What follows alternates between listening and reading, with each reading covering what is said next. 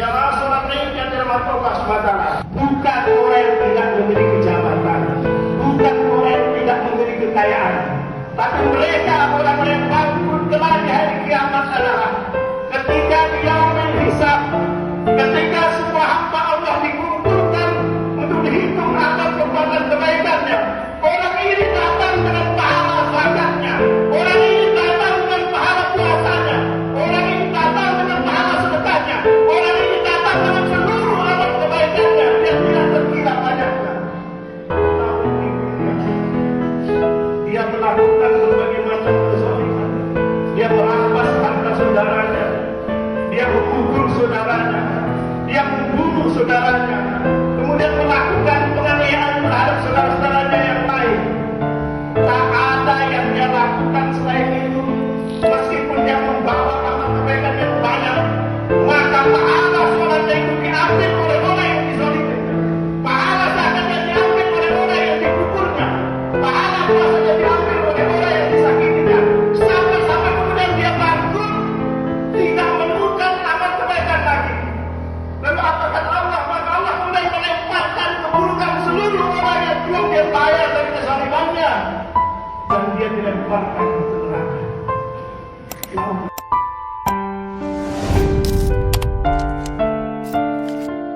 Ya Allah Subhanahu wa taala. Alhamdulillah, alhamdulillah, alhamdulillah. Segala puji hanya milik Allah Subhanahu wa taala yang telah memberikan kita rahmatnya berupa kesehatan dan kesempatan, sehingga pada hari ini Allah kembali membangkitkan kita di hari raya Idul Fitri. Semoga kita semua termasuk di antara golongan orang yang mendapatkan kemenangan dan ampunan dari Allah Subhanahu wa taala. Amin ya rabbal alamin. Selanjutnya mari kita senantiasa meningkatkan ketakwaan kepada Allah Subhanahu wa taala. Terjelas tajuan baginda Rasul Muhammad sallallahu alaihi wasallam beserta seluruh keluarga, sahabat, dan semoga kita yang hadir di tempat ini adalah bagian daripada umat Rasulullah sallallahu alaihi wasallam. Allahu akbar, Allahu akbar. Dalam sebuah majelisnya Rasulullah sallallahu alaihi wasallam pernah menanyakan hal ini kepada para sahabatnya. Atadruna manil muflis? Qalu al-muflisu fina man la dirhama lahu wa la apa. Faqala innal muflis min ummati ya'ti yawmal qiyamati bis-shalah wa siyam wa zakat wa ya'ti farsatan hadha wa qadama hadha wa akala mala hadha wa sabata dama hadha wa tarama hadha wa yuta hadha min hasanati wa hadha min hasanati fa in ajiyat hasanatuhu qabla an yaqda ma alayhi. Kata orang yang bangkrut dari umatku adalah orang yang datang di hari kiamat dengan membawa pahala sholat, membawa pahala zakat, membawa pahala puasa dan haji. Selain itu dia juga membawa dosa karena memaki, memukul dan mengambil harta benda orang lain. Kemudian kebaikannya diambil dan diberikan kepada orang yang dizalimnya. Ketika kebaikannya habis, padahal kezalimannya belum dibayarkan semua, maka dosa orang-orang yang dizaliminya akan diberikan kepadanya dan kemudian dihempaskan ke dalam neraka. Hadis riwayat Muslim. Jamaah sholat Id yang dirahmati Allah SWT, bukan orang yang tidak memiliki jabatan, bukan orang yang tidak memiliki kekayaan, tapi mereka orang-orang yang bangkrut kelak di hari kiamat adalah ketika dia menghisab, ketika semua hamba Allah dikumpulkan untuk dihitung amal perbuatan kebaikannya. Orang ini datang dengan pahala zakatnya, orang ini datang dengan pahala puasanya, orang ini datang dengan pahala sedekahnya, orang ini datang dengan seluruh amal kebaikannya yang tidak terkira banyaknya.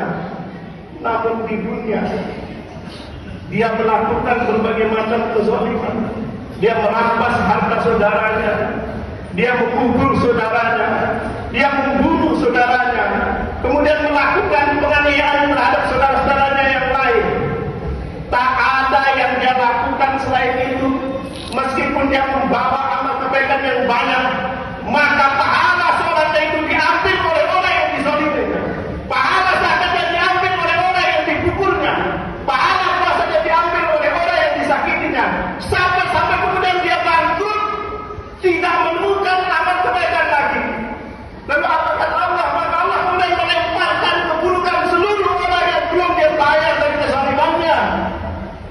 dilemparkan ke neraka. Alhamdulillah. Allahu Akbar, Allahu Akbar wa lillahil hamd. Bukankah kita termasuk orang-orang yang tidak ingin bangkrut? Kalau kita membawa pahala puasa kita dan zakat kita, lalu karena kezaliman yang kita lakukan, maka kemudian Allah melemparkan kita ke neraka karena bukan perbuatan dosa kita, tapi perbuatan dosa orang yang kita zalim. Wahai saudara-saudaraku, datanglah bertobat kepada Allah Subhanahu wa taala. Datanglah kepada saudaramu, pegang tangannya, cium pipinya, dan bisikkan di telinganya saudaraku. Aku mohon maaf yang sedalam-dalamnya. Karena selama ini aku menzalimi saudaraku. Aku mohon maaf karena aku pernah melakukan perbuatan yang tidak menyenangkan di hati. Hari ini kita masih hidup. Jangan tunggu kita kemudian miskin baru tobat. Jangan tunggu kita besar-besar baru kita punya tobat. Jangan tunggu kita sudah tua baru tobat. Nanti yang bisa lagi berjalan ke masjid kalau kita bertobat. Anak muda jangan sampai tunggu engkau berusia tua lalu kemudian bertobat. Wasa